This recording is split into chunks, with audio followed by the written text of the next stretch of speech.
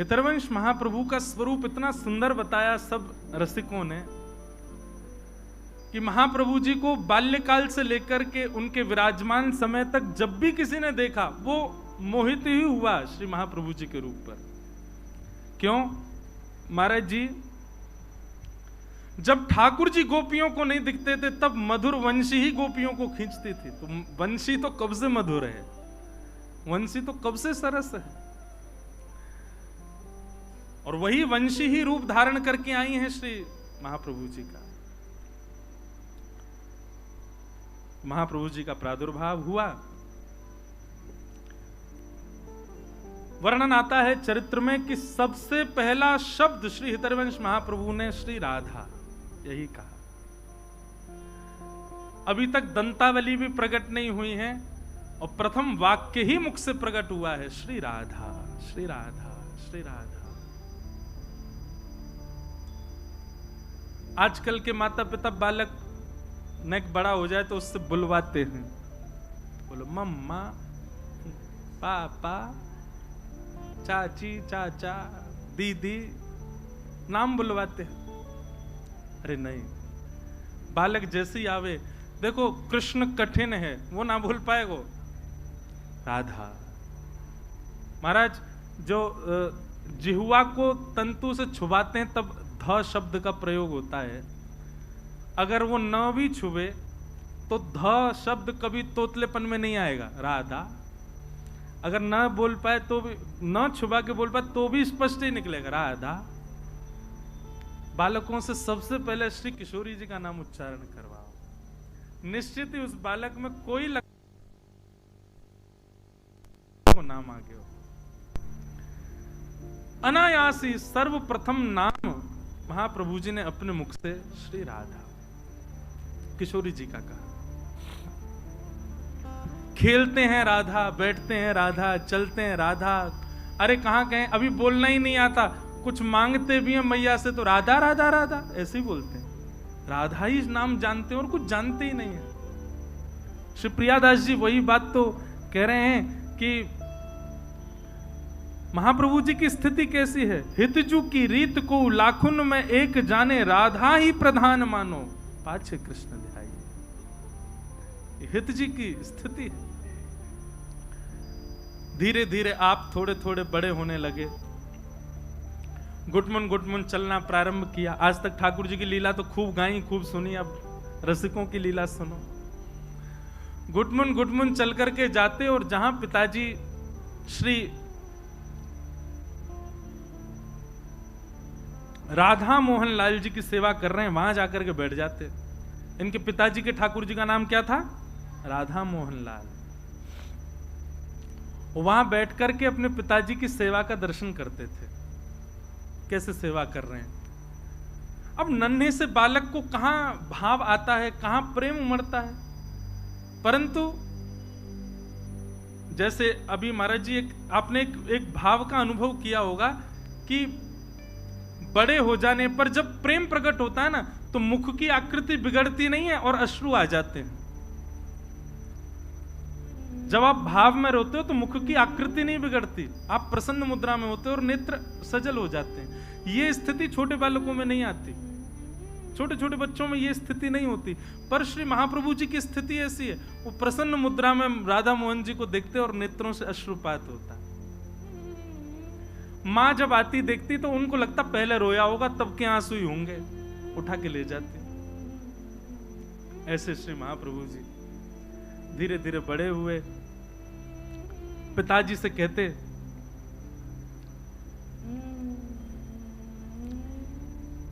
सेवा में जाने के लिए साथ में, तो पिताजी बालक समझ करके पीछे ही छोड़ देते, बोले तुम बाहर ही रहना, अंदर नहीं आना, मैं सेवा कर रहा हूं। तो बेचारे द्वार पर ही खड़े खड़े देखते। स्थिति ऐसी हुई कि अब सेवा के बगैर रहा नहीं जाता। वंशी तो कैसे रहे ठाकुर के बिना। और महाप्रभु जी के 4 स्वरूप बताए गए हैं। वे आचार्य भी हैं, वे ठाकुर जी की अधर की वंशी भी हैं, वे अंतरंग भाव से सहचरी भी हैं, और श्री हित का मतलब ही होता है प्रेम, प्रेम स्वरूप हैं। 4 स्वरूप बताए ना श्री प्रियादास जी महाराज ने। रहें कैसे सेवा के बिना? सेवा ही उनका सर्वस्व, उसके बिना कुछ आता ही। पिताजी नहीं प्रवेश करने देते तो बाहर चले जाते, बच्चे तो खेलते थे, महाप्रभु जी बैठे बैठे राधा राधा राधा चिंतन करते। उनका खेल ही सेवा है। प्रिया प्रियतम का अंतरंग विलास ही वैष्णवों की सेवा, उनका खेल ही वही है, उनकी दिनचर्या ही वही है, उनकी रहो बस, दोनों युगल सरकार प्रसन्न रहो, इसी में ही हमारा सुख। महाराज एक पद में पढ़ रहा हूं कुछ दिना पहले, तो वह पद में और जैसे ही ठाकुर जी गए तो ठाकुर जी को पटकाऊ उरझ गो, श्री जी भी उरझ गई, ठाकुर जी भी उरझ गए, तो सब सखियां अपने स्थान से उठ गई, अरे दोनों उरझ गए चलें तो। तभी ललिता विशाखा सखी ने सब रोक लिया, बोले सुनो उर्झे ही रहने दो इन्हें, बोले उर्झे ही रहेंगे तो कम से कम नेत्रन के सामने तो रहेंगे, सूरज गए तो कहीं और चले जाएंगे, उर्झे ही रहने दो। अब ये कितनी अंतरंग बात है, ये महलों की चर्चा है, बाहर वाले इनको पता ना पड़ेगी यह बात की, महलन की चर्चा। महल में क्या होता है ये महल वाले ही जानते हैं, बाहर घूमने वाले बस अंदेशा लगाते रहते हैं ये चल रहा होगा। ये सब चर्चाएं अंदर भीतर की हैं, ये कौन समझे। तो रसिक जनों का खेल, रसिक जनों का जीवन, रसिक जनों की दिनचर्या केवल सेवा है ठाकुर जी की, उसके अलावा कुछ कर ही नहीं सकते वो। तो हितरवंश महाप्रभु क्या करते, अब सेवा भीतर तो मिलती नहीं, तो बालक बाहर खेल रहे होते, वो आके कहते चलो हरिवंश हमारे साथ खेलो। अच्छा, नाम हरिवंश क्यों पड़ा? क्योंकि जब नरसिंह श्री इनके जो बड़े भैया थे नरसिंह आश्रम जी, जब इन्होंने कहा कि ठाकुर जी ने आज्ञा दी है कि तुम्हारे वंश में भगवान की वंशी ही प्रकट होंगी पुत्र रूप धारण करके, याद रहे तुम्हारा वंश वर्धन होने वाला नहीं था, हरि ने वंश बढ़ाया है, इसलिए अपने बालक का नाम हरिवंश रखना। इसलिए उनका नाम हरिवंश रखा गया। जिनके वंश को हरि ने ही बढ़ाया है, जिनके वंश को हरि ने ही प्रारंभ किया, वो हरिवंश। और हित नाम क्यों लगा? हित माने प्रेम, जो प्रेम प्रदायन करता है कौन? हरि ने जिनका वंश बढ़ाया वो हित हरिवंश। तो हरिवंश चलो खेलो हमारे साथ। तो हरिवंश जी कहते मेरो खेल कछु अनोखो है, कछु अलग है। अच्छा, हम थोड़ी बताना भूल गए, बाद गांव में अवतार हुआ, जन्म हुआ, उसके बाद वे भी फिर माता पिता के साथ देवबंदी चले गए, जन्म ब्रज में ही हुआ। तो बच्चों के साथ बोले हम अलग लीला करेंगे। वो क्या लीला करोगे? तो गौर वर्ण का एक बालक, गोरा गोरा बालक, उसको तो पीतांबरी पहना देते, उसके गले में हार पहना देते, उसके सिर पर मुकुट पहना देते, उसको पटका पहना करके वन के कुछ पुष्पों को लेकर के कान पर लटकाए दिए, कछु यहां कर दिए, इस प्रकार उनका श्रृंगार कर देते। और श्याम वर्ण का एक बालक, श्याम वर्ण के बालक को नीचे माताओं वाला जो होता, क्या बोलते हैं उसको, नीचे जो पहनती हैं लहंगा, हाँ लहंगा, लहंगा, ऊपर चुनरी, नाक में नथवे, सर मैया की निकाल लाते। और श्याम वर्ण के बालक को बिल्कुल गोपी जैसा श्रृंगार कर देते। मतलब मन में भाव क्या आता कि किशोरी जी तो आज पीतांबरी पहन करके, मुकुट पहन करके घूम रही हैं और श्याम सुंदर सखी बन करके घूम रहे हैं, ऐसी भावना आती उनके। परिवर्तित श्रृंगार कर देते। उनके श्रृंगार को ठाकुर जी स्वीकार करते थे। कैसे?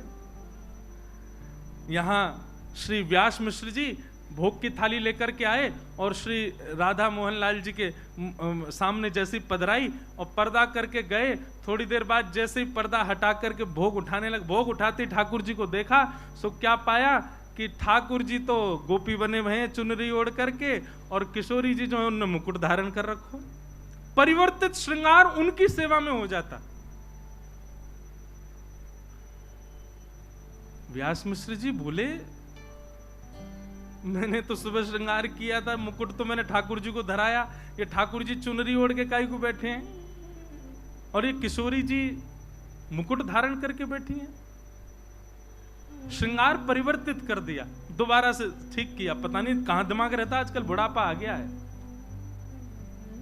श्रृंगार व्यवस्थित करके और अनवसर का समय करके, और जैसे गए वापस थोड़ी देर बाद लौट करके जब आए और जैसे पर्दा पुनः खोला तो फिर से क्या पाया, ठाकुर जी ने फिर से चुनरी पहन ली, किशोरी जी ने फिर से मुकुट धारण कर लिया, फिर से श्रृंगार परिवर्तित है गए। व्यास मिश्र जी बोले जी हो क्या रहा है, ये लाल जी कैसी लीला कर रहे हैं।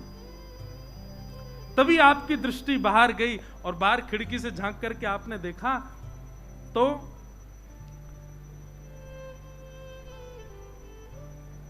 हरिवंश जी अपने कुछ मित्रों के साथ क्रीड़ा कर रहे हैं और तभी उन्होंने क्या देखा, एक श्याम वर्ण का बालक वो तो चुनरी पहन करके घूम रहा है और गौर वर्ण का बालक वो मुकुट पहन करके घूम रहा है, वो ठाकुर जी की तरफ भ्रमण कर रहा है।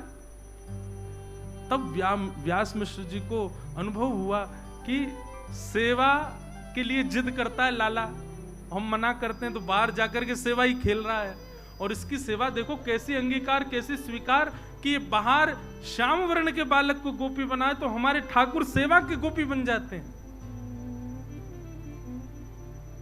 ऐसी उनकी लीला, ऐसी उनकी सेवा। बंधुओं एक बात कहें, कभी गोविंद देव जी में अगर आपको परिवर्तित श्रृंगार का अनुभव होगा निश्चित, कभी परिवर्तित श्रृंगार का अनुभव होगा एक क्षण के लिए, जब हो जैसे हो बस वही समय पकड़ लियो कि आज प्रत्यक्ष खड़े हैं सामने। वैसे तो प्रत्यक्ष नित्य ही है ठाकुर जी। यही मारे तो रसिकन की कथा, भैया ये कथा बहुत महंगी है, महंगी मतलब बहुमूल्य कथा है, दुनिया में कथा है, ये सब जगह सारी कथा महंगी है पर ये बहुत ज्यादा महंगी है। यहाँ वही आ रहे होंगे जो हृदय से बहुत धनवान है, जिनको हृदय अधिकारी होगा वही या कथा में आ रहा हो, क्योंकि ऐसे रसिक जन बैठ करके कथा सुन रहे हैं। महाराज जी अभी चौका लगाओ, अब छक्का और लगाएंगे एक हैं? अच्छा एक बात, ये तो मार रहे हैं चौका छक्का, कैच पकड़वेगी तो मैं खड़ा हूं, मैं बाउंड्री पार जान नहीं दूंगा, पकड़ के गा दूंगा। बोल राधा सरस बिहारी लाल की। महाराज जी तो मुझ कुंज में ले गए, अब मैं कहां से सुनाऊं आगे के भाव।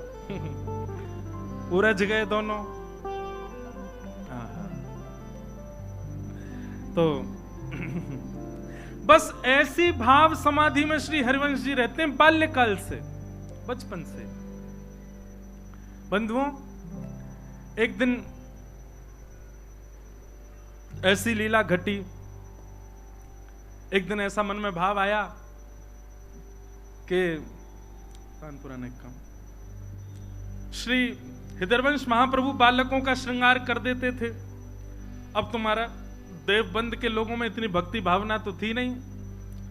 जब बालक लौट के अपने घर जाते, माताएं देखती चुनरी ओढ़ के घूम रहा है, महाराज पकड़ करके दो चार उसमें धर देती। बोले कहां जाता है, क्या करके आता है? सखी बना घूमता है। अरे मेरा मित्र हरिवंश वो तैयार कर देता है रोज मुझको।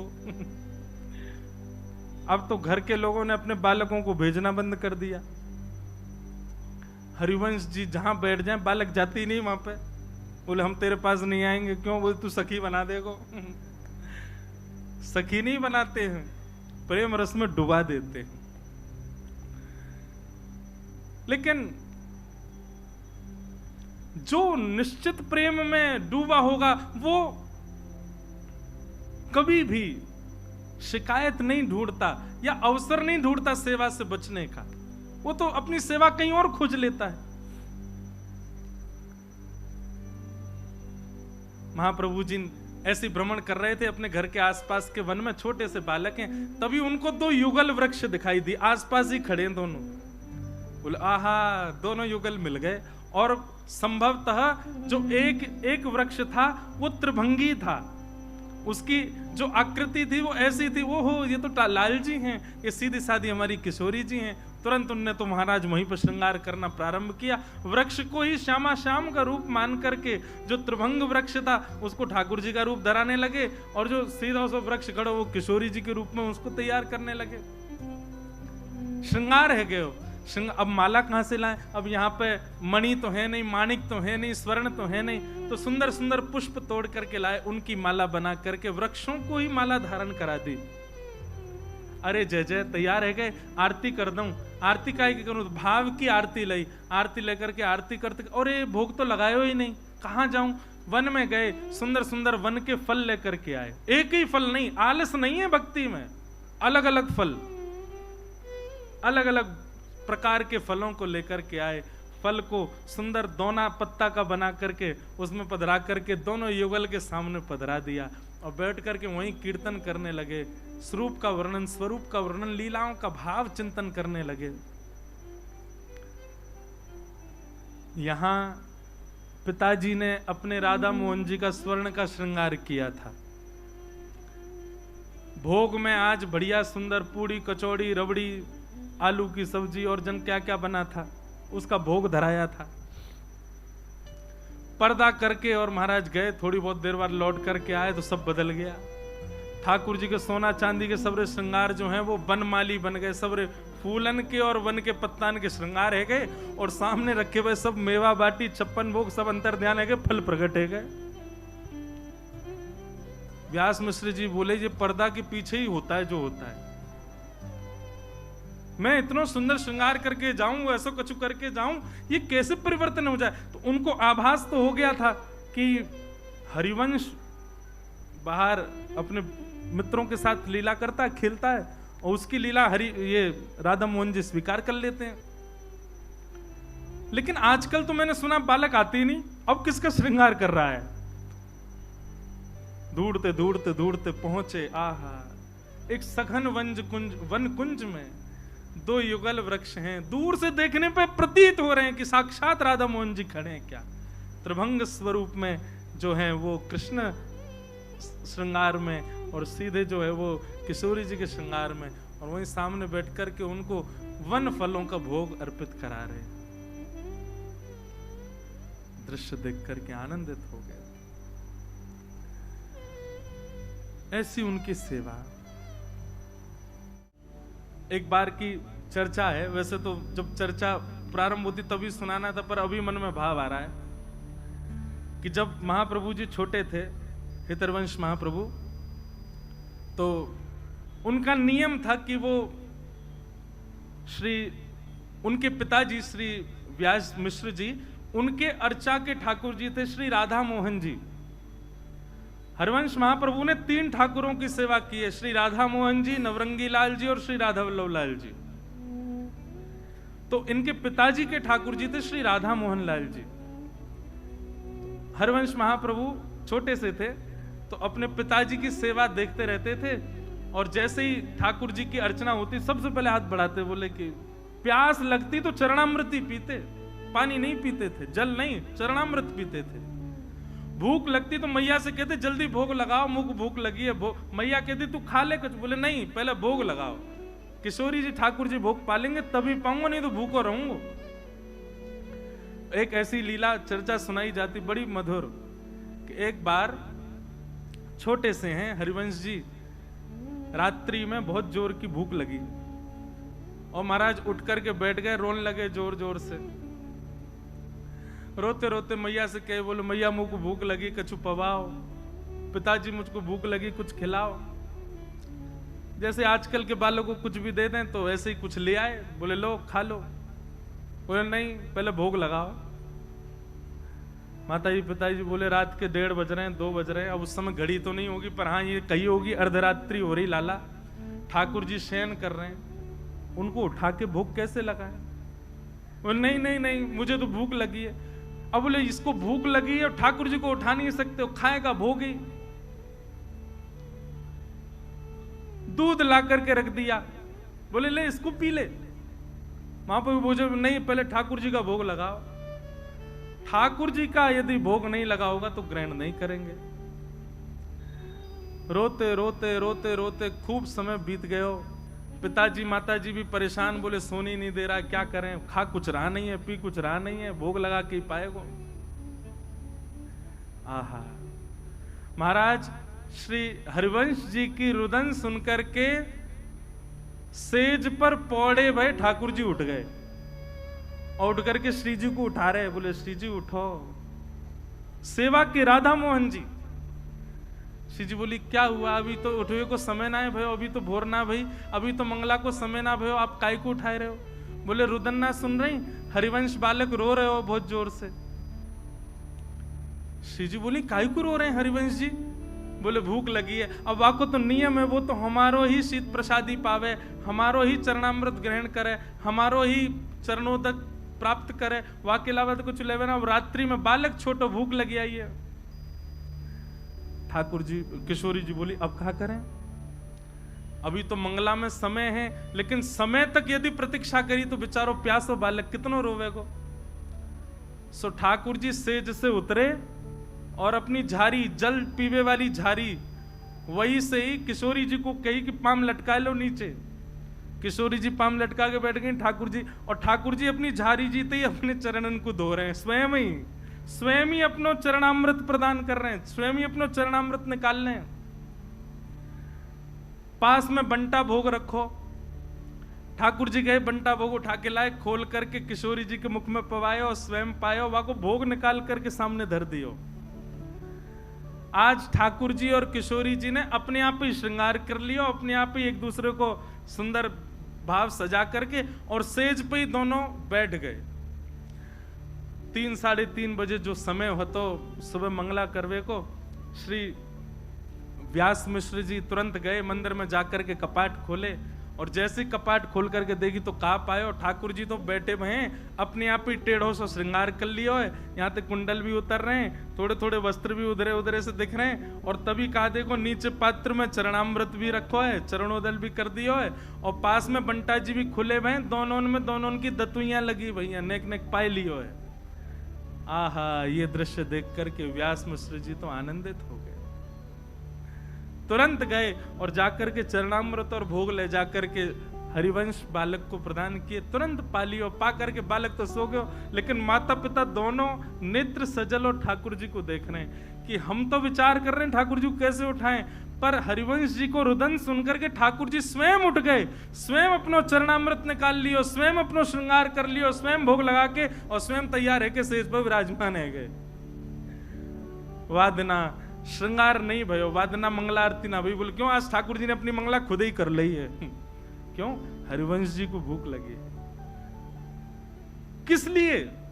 क्योंकि उनका नियम है कि वो ठाकुर जी के प्रसाद के अलावा कुछ नहीं पाते। इसीलिए श्री भक्तमाल जी में कह रहे हैं, सर्वस महाप्रसाद प्रसिद्ध ताके अधिकारी। महाप्रसाद की महिमा, मैं तो ये बात कहता हूं कथा में,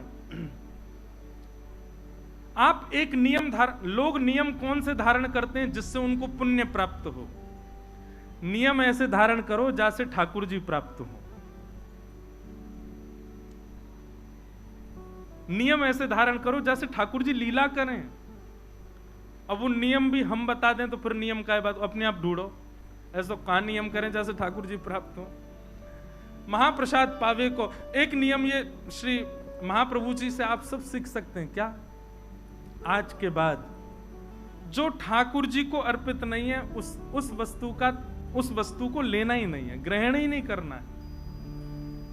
चाहे भूखे रहे आएंगे, चाहे प्यासे रहे आएंगे, पर जो ठाकुर जी को भोग ना लगाई गई हो, जो ठाकुर जी को ना पधराई गई हो, ऐसी वस्तु को अस्वीकार करो। ये नियम आप धारण कर लो, श्री महाप्रभु जी से यही सीख लो, उसी की कृपा से ठाकुर जी प्रकट हो जाएंगे। अब धीरे धीरे पिताजी को विश्वास होने लगा कि भाई इनमें भक्ति जागृत हो गई, अब इनको धीरे धीरे सेवा में लाया जाए। तो पिताजी उनको लेके तो आते, पर ठाकुर जी का स्पर्श नहीं करने देते, बालक है कहीं गिर नहीं दे, बालक है कहीं कोई त्रुटि ना कर दे, खड़े हो जाओ, आज तुम एक काम करना। बोले क्या? वो ठाकुर जी को गर्मी ना लगे, पंखा की सेवा करना, बीज ना डुराओ ठाकुर जी को। जो सेवा दे देते इतनी निपुणता से करते, सौभाग्य मानते, चलो कुछ तो मिला सेवा में। पिताजी श्रृंगार कर रहे होते, महाप्रभु जी के मन में आता कि बताऊं, ऐसे नहीं ऐसे करो, लेकिन बेचारे बोलते तो पिताजी हमको बताओगे, खड़े रहो। मन ही मन विचार करते, बोले जल्दी से मुझे बड़ा करो, मुझे सेवा करनी है आपकी। पिताजी तो छूने ही नहीं देते। लेकिन जहां जैसा भाव मिलता उसको स्वीकार करते, पिताजी जो आज्ञा करते उसको स्वीकार करते। एक दिन बीजना डुरा रहे थे श्री ठाकुर जी को, ठाकुर जी बैठे हैं, बीजना करते करते करते करते करते भाव समाधि में प्रवेश कर गए। उस दिन शरद पूर्णिमा थी, और शरद पूर्णिमा को वंशी ना बजे ये कैसे हो सकता है? वो तो प्रमुख दिन है। उसी दिन तो प्रथम बार ठाकुर जी ने प्रेम की वंशी बजाई। बाकी के दिन तो ठाकुर जी वंशी बजाते थे, पर अपनी प्रेमास्पदों के लिए और अपनी ब्रज की सब सहचरियों के लिए वंशी तो ठाकुर जी ने पूर्णिमा, शरद पूर्णिमा को ही बजाई है। शरद पूर्णिमा का दिन था, श्वेत वस्त्र पहने हैं, श्वेत मुकुट धारण, रास के लिए तैयार भय ठाकुर जी, श्वेत मुकुट धारण किया है, श्वेत ही कुंडल हैं, श्वेत ही आवरण हैं, और आज तो ठाकुर जी का सारी सामग्री भी श्वेत ही श्वेत बनाई है। ठाकुर जी को प्रसादी भी उस दिन श्वेत ही पधराई जाती है, सब ठाकुर जी श्वेत ही श्वेत पाते हैं। और श्री महाप्रभु जी सेवा में खड़े हैं, करते करते करते करते अब मानसिक स्थिति आने लगी। मानसिक स्थिति क्या है? नेत्रबंद हो जाते हैं, और नेत्रबंद में एक कुंज प्रकट हो जाती है। उस कुंज में श्यामा श्याम विचरण करते हुए दिखते हैं, और उसी सेवा में अपने आप को भी देखने लग जाए साधक, उसी को मानसी सेवा करते हैं, मानसी सेवा कहते हैं। और याद रखिएगा, ये रसिक त्रिवेणी श्री हितरिवंश महाप्रभु, स्वामी श्री हरिदास जी महाराज और हरिनाम व्यास, ये तीनों मानसी के उपासक हैं। प्रत्यक्ष सेवा करते हैं, पर उससे भी ज्यादा अधिक मानसी सेवा करते हैं। नेत्र बंद करके हृदय कुंज में श्यामा श्याम को लाड़ लड़ाते हैं। ठाकुर जी बोले, अरे हित सजनी, आनंद ना आए रहे हो? जय जय, कहा सेवा करूं? बोले मुझको तीन ही तो सेवा भामे। बोले कहा? बोले पहले तो साज श्रृंगार, मेरो श्रृंगार खूब रज रज के करो। आज मैं लग तो चोखो ही रहे हूं, खूब सुंदर श्रृंगार धारण कराया हो तुम्हारे पिताजी ने। दूसरों मुख को प्रिय है भोग, और वो भोग भी तुम्हारी मैया बना करके ला रही है, श्वेत श्वेत सब बना रही है। वादना कड़ी भी बिना हल्दी डाले बने, ठाकुर जी की सेवा की, श्वेत ही रहेगी कड़ी भी। और तीसरी मुख जो सेवा प्रिय है वो है राग या फिर नृत्य। मुख रिझाओ, मेरे सामने या तो नृत्य करो या फिर कछु गा के सुनाओ। जे जब तक ठाकुर जी को कुछ सुनाया नहीं जाता, बुरा नहीं मानिएगा, तब तक सेवा ठाकुर जी को ऐसी लगती है जैसे बिना नमक की सब्जी। आपने मसाले तो खूब डाले, आपने घी तो खूब भरपूर मात्रा में डाला, आपने बढ़िया सब्जी को पकाया, सब कुछ सिद्ध किया, लेकिन नमक नहीं डालो, तो जितने मसाले डले, जितनी सामग्री डली, उन सब का कोई प्रयोजन रह पाएगा? नहीं। आपने श्रृंगार खूब बढ़िया कर दिया, आपने भोग बहुत सुंदर सजा दिया, लेकिन ठाकुर जी को कुछ गा के नहीं सुनाए हो, तो आप यही समझ लियो कि आपकी सेवा तो भई, लेकिन नमक नहीं पड़ो। ठाकुर जी पा तो लेंगे, लेकिन बार बार कहेंगे सुख ना यार हो, आनंद ना यार हो। इसलिए भैया राग बहुत जरूरी है। अब महाराज जी उनकी बात आती है जिनको राग गाने ही नहीं आते, वो क्या करने? तो महाराज जी घर वाले यूं करें, या ने हमारे जो है का नींद भी सब उड़ा रखी, रोज सवेरे ही रहकन लगे। अच्छा एक बात कहे, अष्ट सखाओं की वार्ता में एक प्रसंग आता है कि एक बार कोई श्रीनाथ जी के सामने गा रहा था, बेसुरा गा रहा था, स्वर नहीं था बिल्कुल भी, और वो इतनी जोर जोर से आलाप ले करके, क्योंकि गाने वाले को लगता है मैं सुरीला ही गा रहा हूं, गाने वाले को यही लगता है कि मैं अच्छा ही गा रहा हूं, और वो ऐसा रज रज के गावे। इतने में कुंभन दास जी आ गए। कुंभन दास जी आकर के बोले, क्या कर रहे हो भाई? राग सुना रहा हूं ठाकुर जी को। बोले तेरे राग में एक भी स्वर तो बढ़िया लग नहीं रहा है, काय को ऐसे गा रहा है? वो तुमको नहीं पता, ठाकुर जी राग नहीं देखते, ठाकुर जी अनुराग देखते हैं। कुंभन दास जी बोले, वो बात तो ठीक है, ठाकुर जी अनुराग देखें, लेकिन भाई मुझको एक बात बता, जिसके स्वर से इंसान नहीं रीझ रहा, उसके स्वर से परमात्मा कैसे रीझेगा? ओ महाराज, कुम्मलदास जी तो ऐसे ही अष्ट सखा तो कछु भी भाव के, पर याद चक्कर में गानों मत छोड़ी हूं, गाओ। भले ही घर वाले पीछे डंडा लेके भागे, फिर गाओ, ठाकुर जी को नित्य सुनाओ। हमारे एक पंडित जी हैं, उनसे गाना नहीं आता, वो जबरदस्ती हमारे लाल जी के सामने गाते हैं, जबरदस्त रोज गाते हैं। और महाराज जी मैं उनसे कहूं, मैंने कि तुम्हारा सा तो सध नहीं रहा है, तो बोले आप अभी सा पे ही पड़े हो, मैं तो का साध रहा हूं। का जो स्वर ही नहीं होता सप्त स्वरों में, वो का साध रहे। मैंने कि का साध रहे हो, बोले हाँ। जो टीवी में दिखाए गए ये वो महापुरुष नहीं है, वो दूसरे हैं, वो आए ही नहीं है यहाँ। तो हरिवंश महाप्रभु तो रास का पद गा रहे हैं मानसी में, और ठाकुर जी रास विहार कर रहे हैं। और रास करते करते करते करते किशोरी जी ने तो अपनी चुनरी उतार करके और महाप्रभु जी के ऊपर मानो जैसे प्रसन्न है करके उनको उड़ाए दी हो, और ठाकुर जी ने अपने गले की मोती की माला उतार करके श्री महाप्रभु जी के गले में धारण करा दी। बस ये लीला हुई ही थी कि इतने में ही पिताजी माताजी आ गए और आकर के देखा कि अचेत अवस्था में पड़े हैं, गिरे पड़े हैं नीचे, भाव आवेश में आ गए हैं, नेत्रों से अविरल अश्रुधार गिर रही है। और तभी क्या देखते हैं, छोटे छोटे राधा मोहन बिहारी जी को जो छोटे छोटे वस्त्र धारण कराए, उनमें छोटी सी चुनरी जो है वही विशाल है गई है और वही श्री महाप्रभु जी के अंग पर डली हुई है। ये कैसे संभव है सके? और किशोरी जी जो सामने विराजमान है, उनकी चुनरी वहां नहीं है। प्रत्यक्ष ठाकुर जी अनुभव करा रहे हैं महाप्रभु जी के साथ। जैसे तैसे चेतना आई, चेतना आती मानो वर्णन करने लगे, आहा क्या छवि, क्या नयन, क्या रूप, क्या मुकुट, क्या बांकी अदा, क्या चलन, क्या चाल, क्या उठना, क्या बैठना। एक एक लीला को बस ऐसे कोई सुने ना सुने इससे मतलब नहीं, बस चल रहा है, वही भाव मन में उद्दीपन हो रहा है। फिर एक बार का प्रसंग आता है कि महाराज हिंडोला का समय आया और ठाकुर जी हिंडोला पे बैठे थे और पिताजी ने सेवा दी थी, दूर की सेवा देते हैं, दूर की सेवा देके गए, बोले झुलाओ ठाकुर जी को। झुलाने लगे, झुलाते झुलाते झुलाते झुलाते इतने में ठाकुर जी फिर बोल पड़े, तुम फिर वही काम कर रहे हो। महाप्रभु जी बोले कहा कियो? बोले अरे श्रृंगार है क्यों, भोग है क्यों, गाओ। महाप्रभु जी फिर गाने लगे। अब तो जैसे ही गाने लगे सोई महाराज हाथ से डोरी छूट गई, तो भाव में चले गए, डोरी छूट गई पर हाथ चल रहे हो और गा रहे हैं। गाते गाते गाते महाराज कहा भयो, अब देखो रसिकन के भाव में तो गाते ही रहो, फिर एक हिंडोला को पद आ गया, वागू गा दो।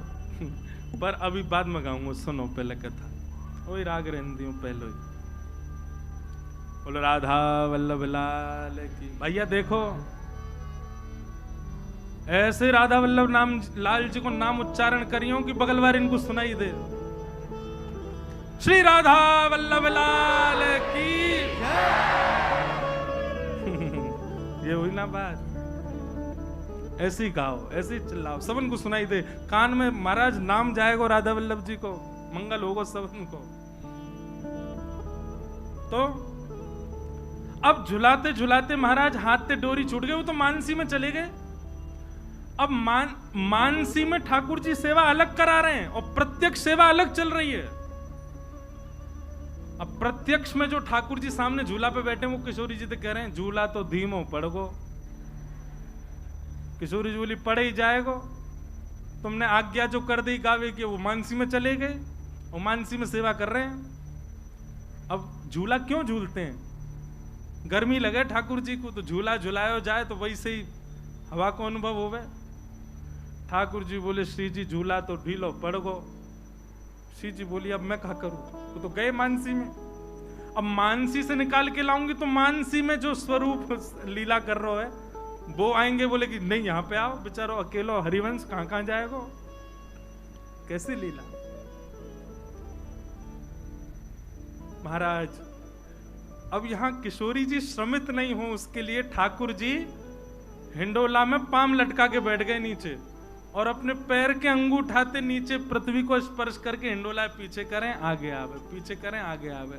अपने पावन सो स्वयं ही ठाकुर जी झुला रहे हैं। स्वरूप सरकार जिनकी सिर्फ राधा मोहन लाल जी पावन सो ही अपने झूला को आगे पीछे झुला रहे हैं।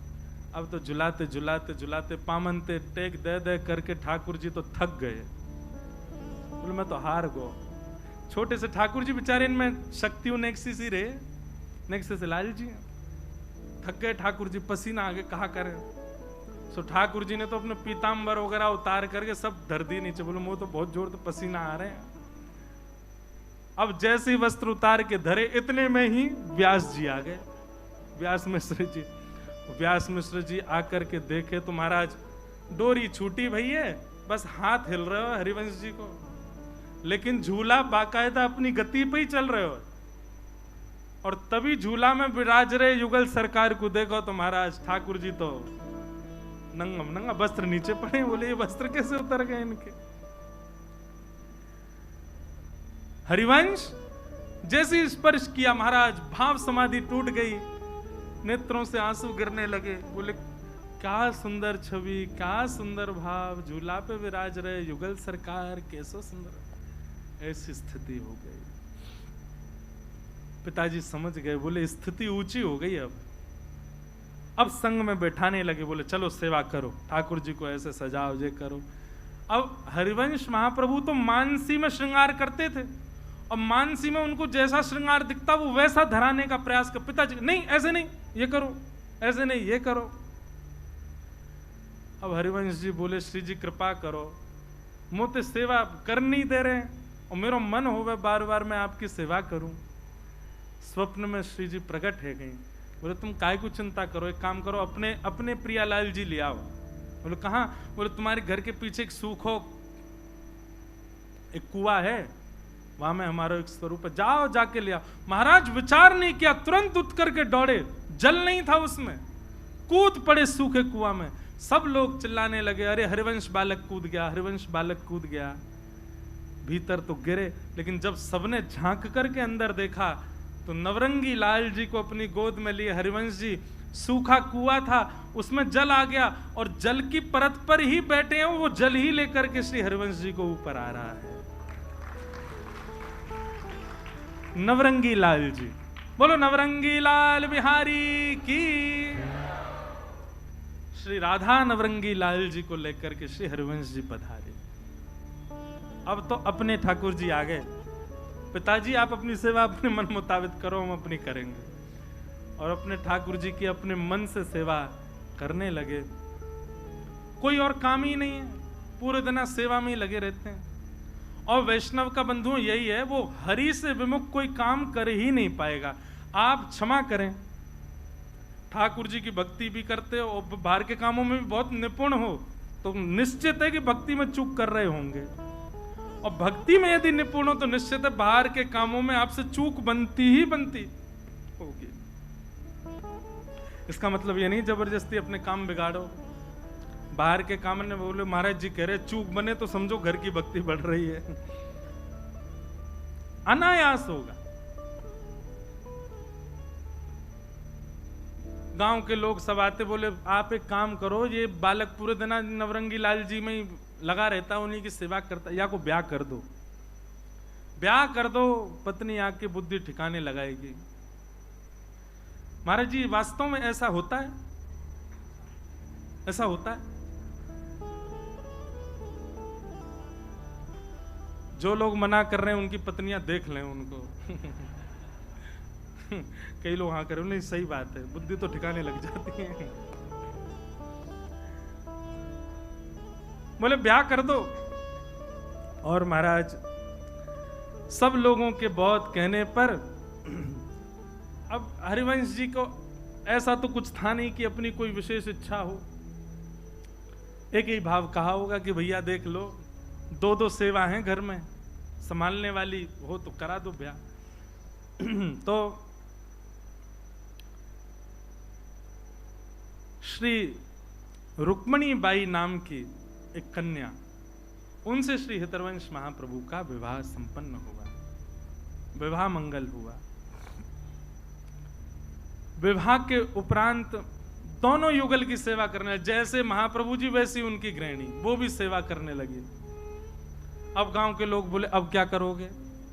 बोले अब तो पहले अकेले ही सेवा करते हो, अब दोनों ही लगे रहे सेवा में, घर बार पे कोई ध्यान ही नहीं, सेवा में ही लगे रहते हैं। आप श्री के 4 संतान हुई। श्री वनचंद्र जी, कृष्णचंद्र जी, गोपीनाथ जी और चौथी कन्या हुई साहेब दे। 3 लाला और 1 लाली। बाल्यकाल में ही किशोरी जी ने दीक्षा दे दी थी महाप्रभु जी को। उनको पत्र पर ही जो अपना निज मंत्र है वो निज मंत्र दिख गया था। सो रहे थे वृक्ष के नीचे, तभी वो निज मंत्र दिखा, तो मंत्र देख करके उनको लगा कि पता नहीं भ्रांति हो मेरी। तब किशोरी जी प्रकट हुई, प्रकट होकर के वही मंत्र सुना दिया। तो महाप्रभु जी की गुरु आचार्य कौन है?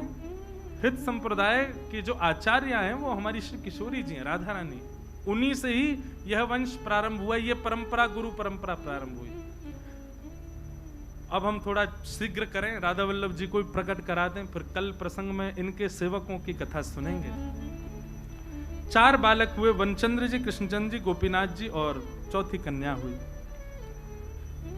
आप श्री खूब आनंद से सेवा करते थे, बालक भी सेवा भाव में आ गए थे, पत्नी के साथ खूब आनंद। पर देखो ठाकुर जी और किशोरी जी कब कहां क्या लीला कर दें कोई पता नहीं है। एक दिन किशोरी जी ने स्वप्न में आज्ञा की, हरिवंश जी अब बहुत दिन हो गए, धाम से दूर हो आप। लीला प्राप्त हो गई, नाम प्राप्त हो गया, लेकिन धाम अभी बाकी। योजना बनाकर के आपका जन्म तो ब्रजमंडल में हो गया था, पर अब बाकी का शेष जीवन ब्रज में व्यवस्थित करो। व्यज ब्रज को व्यवस्थित करना है, ब्रज को पुनर्उत्थापित करना है, इसलिए आप कृपा करके अब ब्रज प्रस्थान करो। तुरंत उठ करके बैठ गए। पत्नी ने कहा क्या हो गया, इतनी रात आप कैसे? बोले देवी अभी अभी आज्ञा हुई है श्री जी की और तुमको स्वीकार करना पड़ेगा। क्या? अब हमें वृंदावन जाना है, ब्रज प्रस्थान करना है। बोले हम भी चलें साथ? बोले नहीं, अब वहां हम कहाँ रहेंगे, कहाँ जाएंगे, क्या खाएंगे, क्या, हम तो कैसे भी अपना निर्वहन करेंगे, पर ये बालक हैं, सबका ध्यान रखना। और सबसे बड़ी बात नवरंगी लाल जी की सेवा है, सेवा कैसे वहां लेके जाएंगे? आप यहीं रह करके अब इनकी सेवा करो और हमको आज्ञा दो, हम वृंदावन जा रहे हैं। देखो कैसी लीला घट जाती है, कब कहां क्या हो जाए कुछ पता नहीं। अपने घर से निकल पड़े हरवंश जी और जा ही रहे थे तो मार्ग में शाम हो गई। एक गांव पड़ा चित्थावल, वहां आप रात्रि में एक वृक्ष के नीचे लेटे थे। तभी किशोरी जी, श्री जी का भाव आवे तो समझो दोनों युगल सरकार। श्री जी ने आकर के आज्ञा कर दी,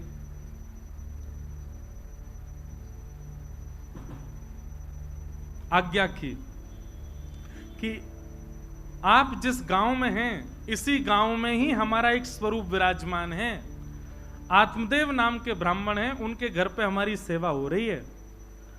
आप वहां जाइए और वहां से हमारे स्वरूप को लेकर के वृंदावन चलो। लेकिन अब स्वरूप लेकर के वृंदावन जाओगे तो आगे की भी व्यवस्था देखनी पड़ेगी, स्वरूप का सेवा आदि आगे कौन करेगा? सब लोग इधर देखो ध्यान से। महाप्रभु जी बोले आज्ञा करें। बोले जिन ब्राह्मण के यहां से स्वरूप लेके जाना उनकी 2 कन्या हैं, उनसे ब्याह कर लो। महाप्रभु जी बोले ये कैसी आज्ञा, मैं तो ब्याह करके बालक संतान सब हो गई, सब त्याग करके वृंदावन जा रहा हूं। श्री जी बोली नहीं हमारी आज्ञा है, ब्याह करो। अब महाप्रभु जी बोले मैं किसी के घर में जाके कैसे कहूं कि भाई अपनी दोनों बेटियों से ब्याह कराओ। श्री जी बोली चिंता नहीं करो, हमने उनको भी स्वप्न में आज्ञा कर दी है कि आप आ रहे हो और आपसे अपनी दोनों लालियों का ब्याह करना है। आत्मदेव जी को ठाकुर जी कैसे मिले ये तो मैं कई बार कथाओं में बता चुका हूं।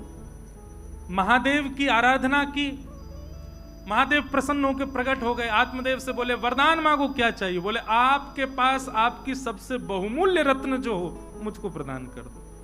महादेव बोले भैया तू कछु मांग ले, मेरा बहुमूल्य रत्न मत मांग। तो ब्राह्मण को लगा कोई महंगा मणि, कोई रत्न बहुत महंगा कोई वो होगा, इसीलिए मना कर रहे हैं देने से। तो पीछे पड़ गया, बोले नहीं अब तो मुझे वही रत्न चाहिए जिसके लिए आप रो रहे हो। महादेव गए और श्वेत द्वीप में जिनकी निज सेवा स्वयं महादेव करते हैं, ऐसे श्री राधा वल्लभ लाल जी को सुंदर वस्त्र में लपेट करके हृदय से लगाते हुए लाए और आत्मदेव को देख करके वहां से अंतर ध्यान हो गए। तब श्री राधा वल्लभ लाल जी उनके पास पधारे। अब विनवंशी ठाकुर जी का मन नहीं लगा, इसलिए हरवंश जी आए, पूरी लीला हुई। जब योग्य हो गए तब उनको अपने पास बुलाया। जैसे ही दर्शन करने के लिए गए, आत्मदेव जी को भी स्वप्न हो चुका था। आत्मदेव जी ने तुरंत कहा आपका परिचय? बोले हम हरिवंश हैं। नाम सुनते ही कहा मुझे आज्ञा हुई स्वप्न में अपनी दोनों पुत्रियों का आपसे विवाह करना है। और कृष्णदासी और मनोहारी दासी, ये दो कन्याओं के साथ में महाप्रभु जी का विवाह हुआ। और आप फिर श्री राधा वल्लभ लाल जी को गाजे बाजे सहित सुंदर रथ में विराजमान करके नाचते गाते भये, महाराज आनंद कराते भये श्री वृंदावन लेकर के आए। वृंदावन में सबसे पहले ठाकुर जी आए तो सबसे पहला आपका स्वागत सुनरख में हुआ। वृंदावन में सुनरख गांव है, वहां राधा वल्लभ जी का सबसे प्रथम स्वागत हुआ। सुनरख में ठाकुर जी विराज रहे थे, इतने में हरवंश महाप्रभु देख करके आए वृंदावन में कौन सा स्थान उचित है। तभी आतुर हित हरिवंश पुकारो, राधा राधा नाम। आतुर हित हरिवंश पुकारो, राधा राधा नाम। आतुर हित हरिवंश पुकारो, राधा राधा नाम। आतुर हित हरिवंश पुकारो, राधा राधा नाम। तब हे सघन कुंज वृंदावन आयो, सघन कुंज वृंदावन आयो। और मदन टेर वृंदावन आयो, मदन टेर वृंदावन आयो। ओ प्यारो राधा वल्लभ लाल, वृंदावन प्यारो वृंदावन, वृंदावन प्यारो वृंदावन। हे श्री वृंदावन मेरो वृंदावन, वृंदावन प्यारो वृंदावन। मदन टेर यमुना तट आयो, मदन टेर यमुना तट आयो। ओ प्यारो राधा वल्लभ लाल, वृंदावन प्यारो वृंदावन, वृंदावन प्यारो वृंदावन। हे श्री वृंदावन मेरो वृंदावन, वृंदावन मेरो वृंदावन। जय जय राधा वल्लभ हित हरिवंश, जय राधा वल्लभ हित हरिवंश। ओ जय जय राधा वल्लभ प्यारो हरिवंश, जय राधा वल्लभ। भुजा उठा के ओ जय जय श्री वृंदावन श्रीवन चंदन, श्री वृंदावन श्रीवन चंदन। ओ जय जय श्री वृंदावन श्रीवन चंदन, श्री वृंदावन श्रीवन चंदन। ओ जय जय राधा वल्लभ प्यारो हरिवंश, जय राधा वल्लभ प्यारो हरिवंश। ओ जय जय राधा वल्लभ श्री हरिवंश, जय राधा वल्लभ श्री हरिवंश। मदन टेर ऊंची ठौर, ये स्थान सबसे प्रिय लगा श्री महाप्रभु जी को। और आपने श्री राधा वल्लभ लाल जी को मदन टेर ऊंची ठौर पर ले जाकर के विराजमान किया। बोलो श्री राधा वल्लभ लाल की। ऐसी जय बोलवे की कही हमने। बोलो राधा वल्लभ लाल की। श्री हृदयवंश महाप्रभु की।